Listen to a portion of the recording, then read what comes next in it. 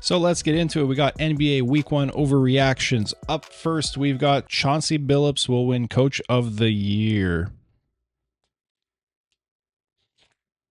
Today, I wanted to share some overreactions that I've got to the first week of the 25-26 season in the NBA. I'd love to hear some of your overreactions, or if you think that some of these aren't that exaggerated at all, let me know down below in the comment section. Hello friends and welcome above the rim. My name is Joe. Come on in, grab a seat, and let's talk some basketball. So up first, we have VJ Edgecombe, who will be the NBA Rookie of the Year, and the reason why the 76ers return to relevance. In his NBA debut, he scored an incredible 34 points on 50% shooting. He shot 5 of 13 from deep, adding 7 rebounds, 3 assists, and a steal to help his team finish up the comeback win. Incredible stuff in a debut. For comparison as well, just for comparison's sake, let's look at the rest of the top 5's debuts because he was drafted in the top 5. Let's see our other friends here. We had Cooper Flagg with 10 points in his debut. We had Harper with 15, Kneppel with 11, Ace Bailey only had 2 for a total of 38. He scored 34 himself, which is incredible stuff. Doesn't mean that he's that much better than the rest of the pack, but for this video's sake, we will say that he's the Rookie of the Year frontrunner, and I think it's hard to argue against it with these kind of numbers so far. Not only was this impressive, it was actually historic, being the most points in an NBA debut since Wilt Chamberlain in 1959 when he scored 43 points. The second most is actually Frank Selvey at 35 in 1954, and on Wednesday, Edgecombe scored 34. So that's incredible company to be keeping. Definitely a sign of things to come. So VJ's hit the ground running. It looks like he's going to form a nice 1-2 punch with Maxey as well. They combined for 70 points in his first game. Not Maxey's first game, obviously, but VJ's. In his second game, he added 15 points, 6 rebounds, 8 assists, 1 block, and 3 steals, proving that he is a legitimate weapon and not a one-hit wonder. We'll hope to see him lift silverware at the end of the season. Overreaction number 2. After 2 games this season, Giannis Antetokounmpo is on track to be the MVP for the 3rd time in his career. So far, he is averaging a stellar 34 points, 67.5% from the field, 60% from deep, which is incredible, 17 rebounds, which is bonkers, and 6 assists. So he already won the award in consecutive years in 2019 and 2020. I think this might be his 3rd. The Greek Freak is making his bid for another trophy for his cabinet. If there's an Eastern Conference player who has a chance to pull it off this year and to pull it away from the Jokic SGA battle that we've been seeing brewing recently, I think it's going to be the Greek Freak. He is the heart, the soul, and the engine of the Milwaukee Bucks, and if he could keep anything close to this kind of momentum, the award is surely his. Overreaction number 3, we've got Kyshawn George, who is a star in this league. He will be the most improved player this year, and the Washington Wizards are his team. So the second-year man is being given the opportunity with Bilal Coulibaly starting the season on the shelf, and he is staking a claim to keep that role once he's back. After 2 games, he is averaging 27.5 points, 10 rebounds, and 4 assists while shooting 60% and 66.7% from deep. That means 2/3 of his 3 balls are going in. Against the Mavericks, he absolutely led the way and left no doubt that he was the best player on the court that night. That game, he led his team with scoring with 34 points. He led his team in rebounding at 11 and blocks at 3, which shows some all-around dominance that we haven't seen in any game from him before, which is incredible. He actually doubled the points that his teammates with the second most points had.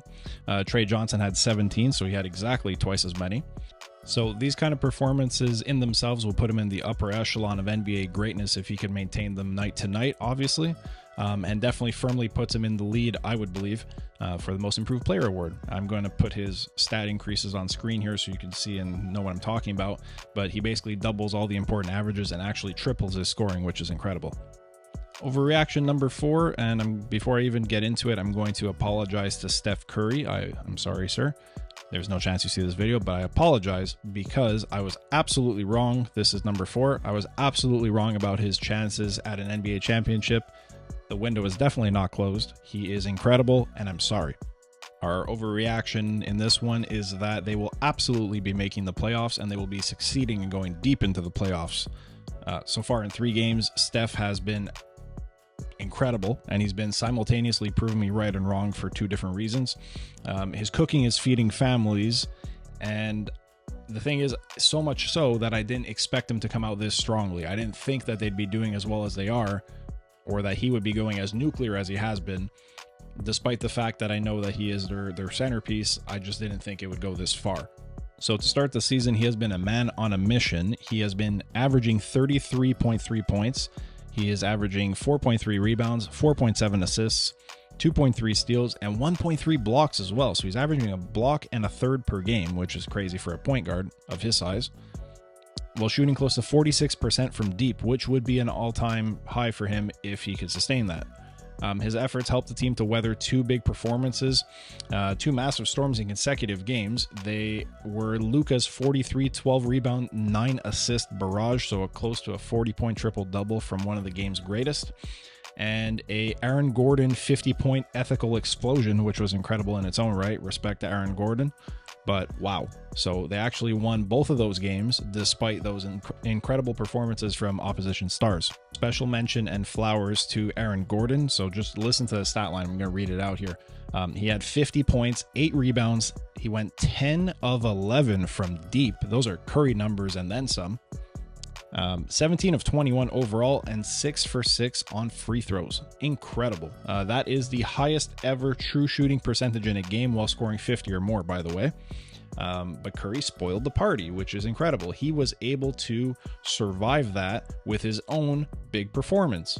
I won't put too much weight on their loss to Portland because of the fact that Curry still scored 35 points in that game, and it was their third matchup in 4 days. So we'll be kind. But this goes to show that the Golden State Warriors, when Curry's cooking as well as he has been, have the chance to beat any team on any given night. So I think that they have a full shot to go for a deep run this season. Okay, I've got one more for you today. And for this one, we're going into overreaction crystal ball mode here. The Western Conference Finals in 2026 will be played between the Houston Rockets and the Oklahoma City Thunder. It will go to Game 7, and it will end in double overtime. Because it seems this season that every game the Thunder play so far, the NBA gods go, you know what? Here go 2 more for y'all. At the end of the fourth quarter. But I'm not done. I've got more. Shea will be averaging 40 points a game this season, on his way there, and will surpass his freshly minted career high at least once. I think he's going to crack 60 before the All-Star break. That's my crazy prediction. We're going crystal ball. Like I said, this is getting crazy now. On the other side of the court, we have Sengun, who will have continued his rise to the peak of point centerdom, where after 2 games, although losses, he is averaging a Jokic-esque 28 points, 9 rebounds, and 7 assists. Now, he didn't have the success he was after with the Turkish national team this summer. He lacked the silverware. I think he came in hungry to this season, and it's looking good so far. Despite the losses, I think it's just a matter of time before that fixes itself. So we'll see if his efforts can convert into wins and get his team to the NBA Finals. Only time will tell. Alrighty, folks, so that's what I've got for today. Let me know, like I said earlier, down in the comments below, what your thoughts are on the NBA season. Are you enjoying it so far? I sure am. Be sure to subscribe for more fun in the future. I've got my 2 videos, one about the Eastern Conference, one about the Western Conference, if you're interested in hearing my thoughts on all 30 NBA teams.